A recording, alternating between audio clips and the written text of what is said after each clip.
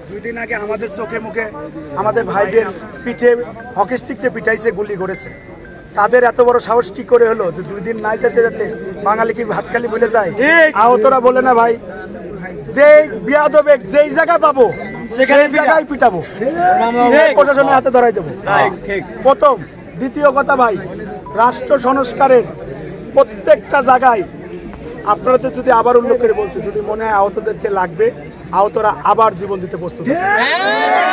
তার চাক্ষুষ প্রমাণ আপনি কিন্তু ক্ষণে ক্ষণে অনেক সময় পেয়েছেন।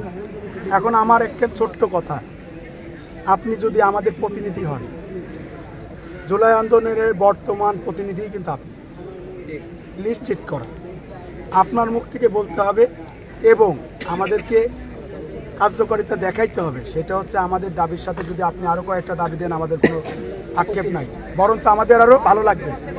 এই দাবিগুলা লিখিত অবস্থায় আমাদেরকে দিতে হবে যে আপনারা এই দাবিগুলা পাইলেন এবং আহতদেরকে বুঝাই দিলেন। এটা হচ্ছে আমার এবং আমাদের আহতদের সবার এবং নিহত পরিবারের এখানে একটা কথা আছে, আমরা কিন্তু তাদের ভুলে গেলে হবে না। তারা হচ্ছে আমাদের শহীদ ভাই। তাদের নিয়ে কি কি করছেন, কি কি করবেন, পুরাপুরি বাংলাদেশের মিডিয়ার সামনে এবং লিখিত অবস্থায় আমাদেরকে দিতে হবে।